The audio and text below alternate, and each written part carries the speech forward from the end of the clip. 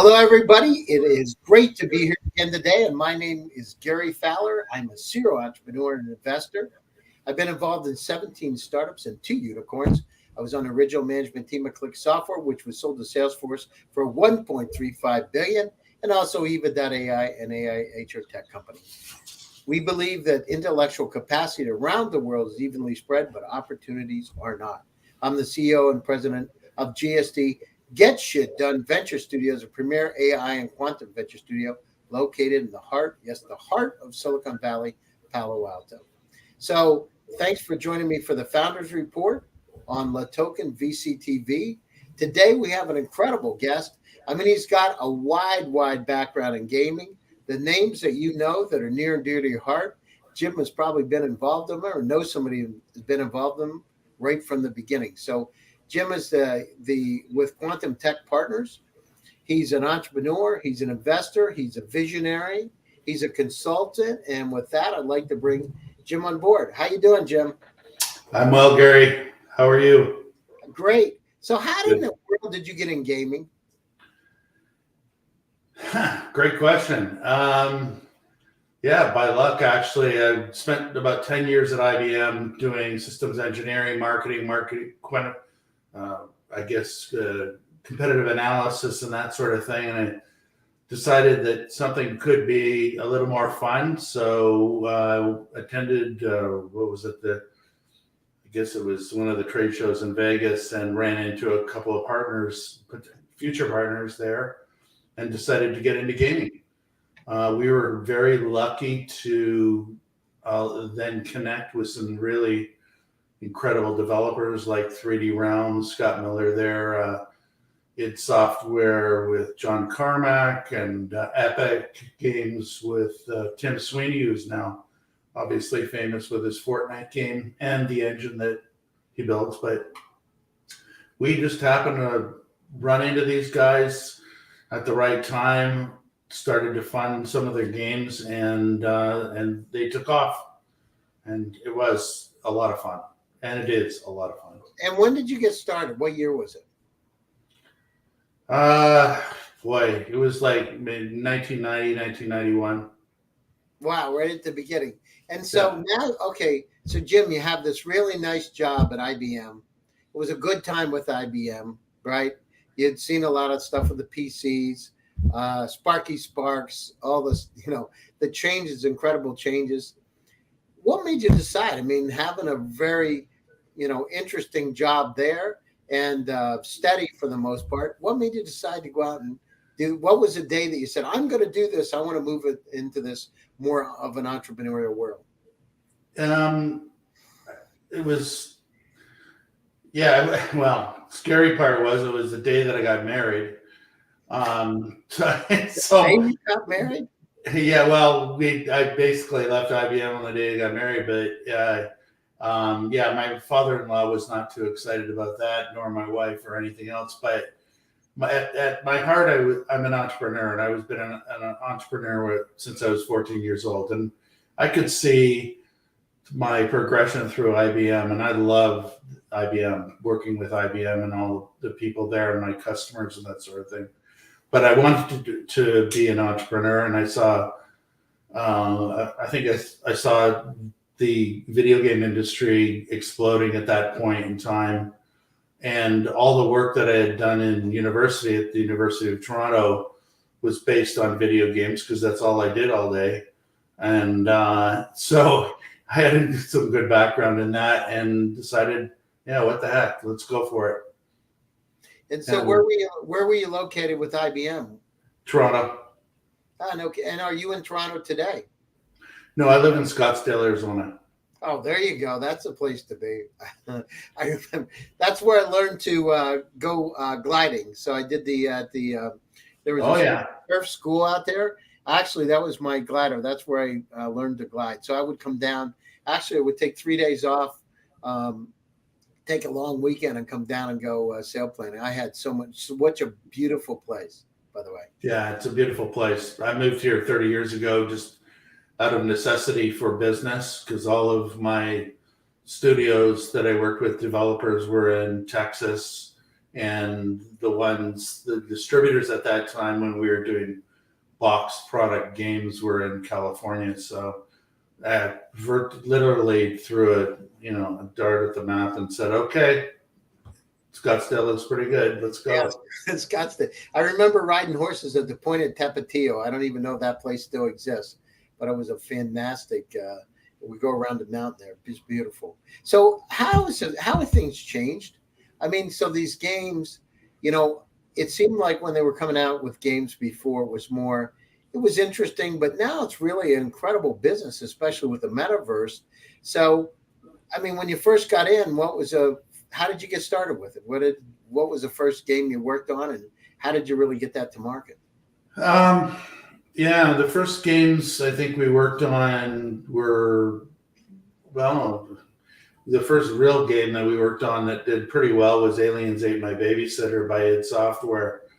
But the one that really revolutionized the industry was Wolfenstein 3D. And when we looked at that technology and what John Carmack and John Romero and his team had built, it was fantastic. And I have to be honest, a lot of the industry didn't think it was that fantastic. And we did. And so we took a big gamble. They obviously did too, bigger than we did. But we all worked together to bring that game to market. And that was essentially the launch of the first-person shooter type genre of games. Wow. That game took off big time.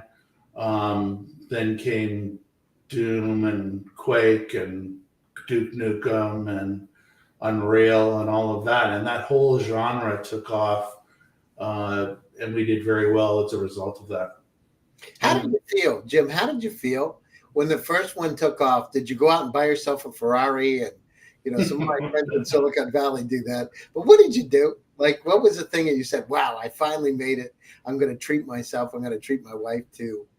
What did you do? Gary, I don't remember if I did anything special for that. I know that we were writing royalty checks, which were quite Ferrari worthy. To the guys on the various teams, and they're the guys that deserve all the credit. I mean, these creative guys, programmers, artists, developers, tech engineers, they deserve all the credit. We basically brought their games to market. We distributed them worldwide. But when it took off, it was just, let's go, and we never looked down. We just kept going. Wow, I see it looks like a Porsche in the background and a Land Rover or something. Those some of you? Are you into cars too? Big time into cars. Those are two renderings that my son gave me of a Mercedes and a Jeep, special Jeep that we did. Yeah, so yeah, I've had many cars. I guess probably if rewarding myself, it's basically cars. What's the nicest car you've ever bought yourself and said, this is the car, this is my dream car? Good question. Probably a Mercedes-Benz AMG GTS or GTR, actually. Probably one of the fastest cars in the world. Supercar. Had it for a few years. That's probably my most recent favorite car. Wow. And do you drive it, or do you just keep it in the garage and look at it? Oh, I drove it. Oh, yeah. Drove the heck out of it. That's great. I love to hear those stories. Absolutely. Yeah. That's super. Yeah. So, go ahead. No, that's what I did. And so, as you're going down through the journey, what happens as you start to have success in the gaming industry? How does your life change? I think, I had 3 gaming companies where we were funding games and publishing those games. One of the big changes in the industry was that we went from having games on the shelf, like at Best Buy or Walmart or wherever, GameStop and so on. The big change there was everything started to be distributed electronically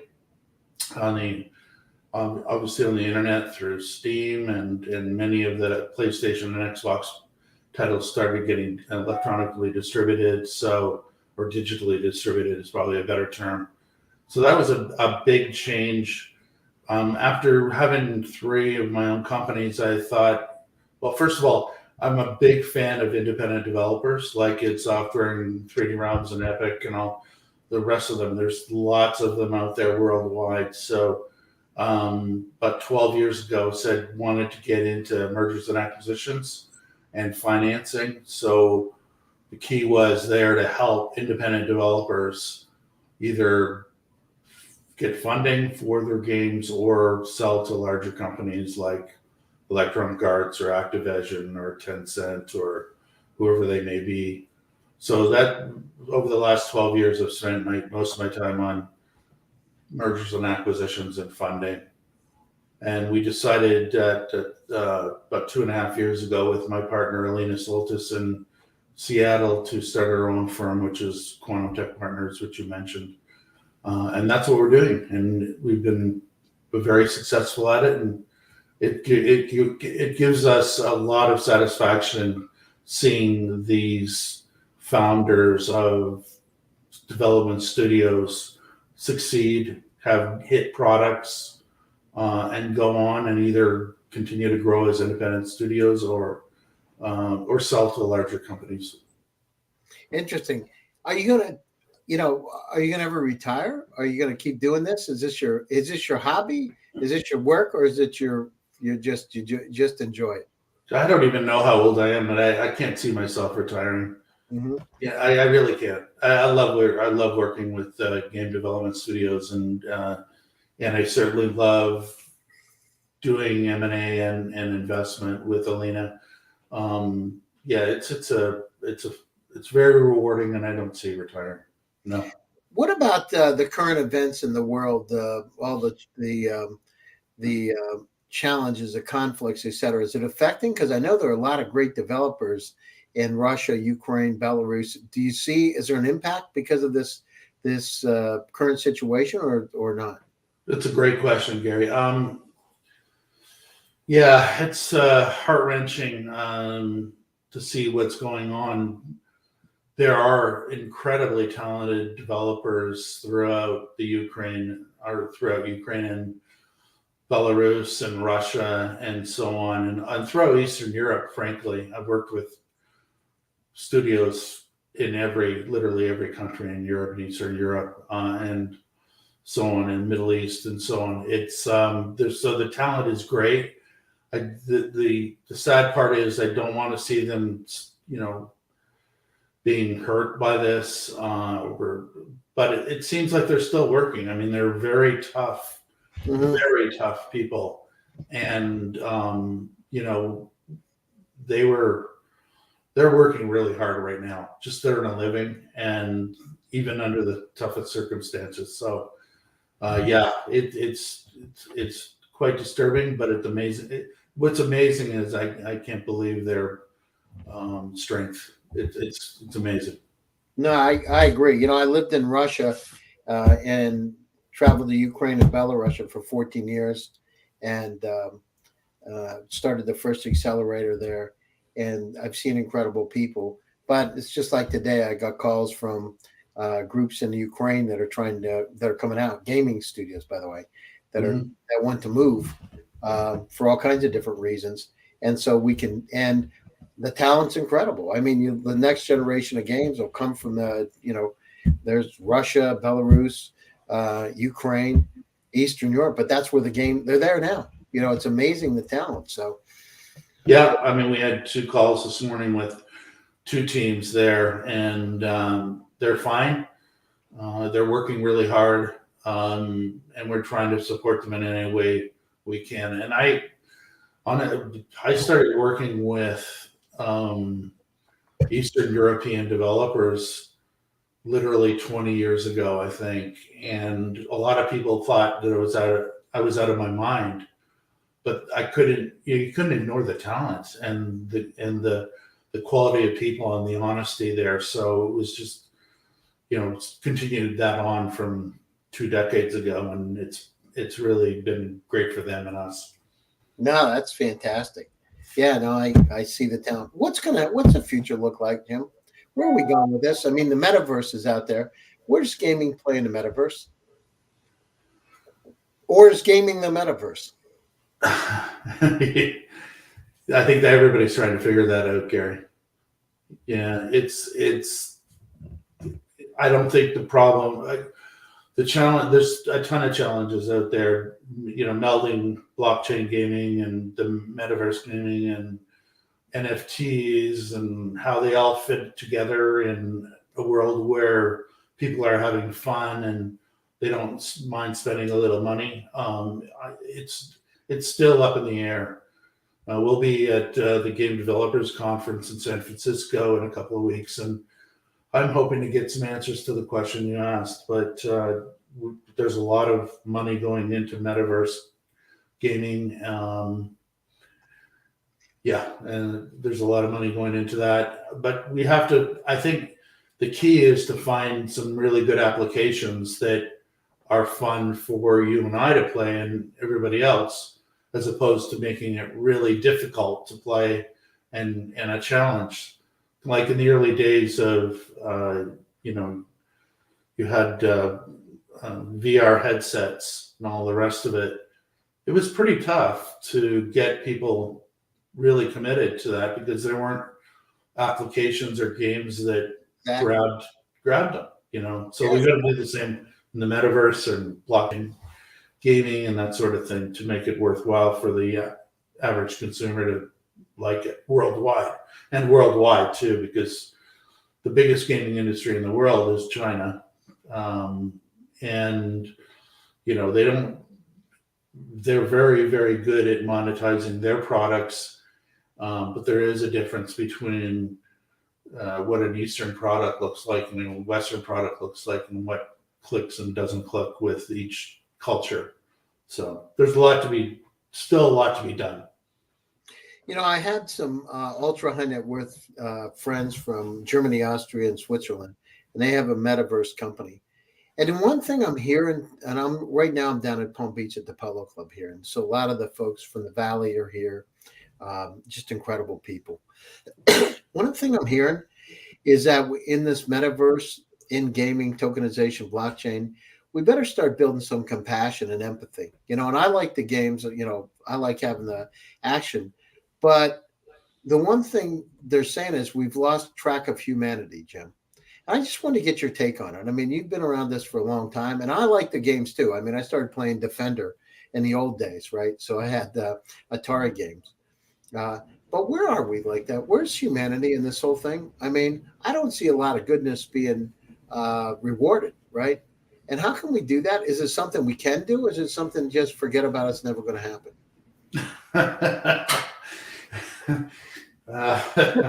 Instead of shooting somebody in a game, I know what you're talking about. You know what I mean? It's like, maybe it's just, I'm that generation and, I believe in, good things, but I mean, am I right? Or you are right. But I don't see a lot of it. There's some really good studios out there that are really working on it. They're working on diversity. They're working on humanity. They're trying to make better games in that world so that people can understand that they are part of this world, that they shouldn't be shunned or whatever the case may be, and bringing in different cultures is a big part of that as well. But diversity is really important. But I see some of it now, but honestly, Gary, I don't see huge blockbusters yet coming to the table. Yeah, I mean, I was just I spoke at the United Nations about 2.5 months ago, and it was interesting. My panel was AR and VR as a tool to combat violent extremism and terrorism, and I'm listening to this, Jim, and I'm a humanistic psychologist, so I went to graduate school in humanistic. At the same time, I was involved in doing all kinds computer. I was involved in selling the first Apples, right? I worked for a distributor that far back. And one of the things that caught my attention is that, we got to go down through and make these opportunities available for everyone, right? So the democratization of opportunity. In just in Africa, there's 1.4 billion people in 38 countries.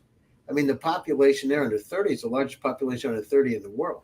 And so these countries, that when I was a kid, we didn't even think about, they're going to surpass us, right, in a lot of ways. And at the same time, we got to figure out how to reach out. And what I'm trying to figure out, how can we connect humanity through these games and do the right thing? And we talk about one of my metaverse companies, we tokenize goodness, right? You're doing good stuff, it's tokenized. We don't do that. I like to shoot too. I grew up in Pennsylvania in the mountains, and you went hunting, right? And that was fun. But I'm just a thought, maybe it would be interesting to figure out how we can tokenize at a wider level in these games, the good stuff. How do you go out and not just shoot somebody, but how do you save somebody? How do you jump out of a plane and help them? Yeah. I don't know if it would sell. Maybe it's like I was with one of the CNN reporters on a plane, first class flight, a number of years ago, and I asked her directly. She said, well, people don't want to listen to the good news. They only want to listen to the bad stuff. But I'm like, are you serious? Like, they don't want to listen. We can't get the advertising for the good news, only for the bad news. It's interesting. So, hopefully there's hope, because I believe in it, that we need to bring some humanity. We got to bring everybody into this workplace. We got to create these metaverse opportunities so everybody can win. Yeah, totally agree with you. Yeah, totally agree with you. Yeah, so let's talk about what's going to happen. We've got about 5 minutes left, and I'm curious, what do you see happening over the next year or two? How's it going to change, and where are the opportunities? Well, from a business perspective, we're seeing massive consolidation of companies in the industry. So you've got major players like Tencent scooping up individual or independent developers. Very smart company. Very particular on what they're acquiring. You've got Microsoft, buying Activision for $68 billion. We've never seen deals like that before. Take-Two buying Zynga for $13 billion. So from a business perspective, I do see a considerable amount of consolidation happening among the big companies and maybe among the media companies. So you've got Microsoft and Activision and Tencent and Take-Two and Zynga, all that. But I see there's going to be some media companies still trying to get in, and they've tried 3 times, trying to get into the video game business from a sports perspective. There's going to be a widening of studios that are making RMG games, or real money gambling or real money gaming content, because you can bet pretty much on anything in most states, and most of them are opening up on that. And that's going to be interesting when it comes to video gaming and how you're going to bet and who you bet on and all that sort of thing. A lot of push in esports, and maybe that ties into betting and gambling and that sort of thing. But we haven't seen too much. I think the pandemic kind of slowed the process of esports and esports arenas and that sort of thing. But it should be, or will be, all virtual anyways. Let's see what else. Yeah, just more.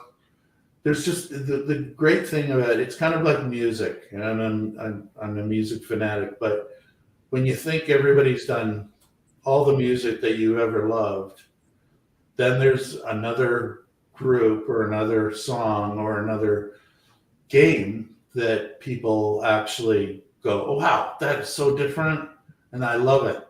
And I want to know more, and I want to play more. I want to be involved. I want to go to a concert. I want to get in a group, in an esports group, where I can compete with others in a game like that. Not necessarily shooting, but collaborating on survival or something like that. So we'd definitely like to see that that progression in our world. Let's see what else. Technology is going to be amazing.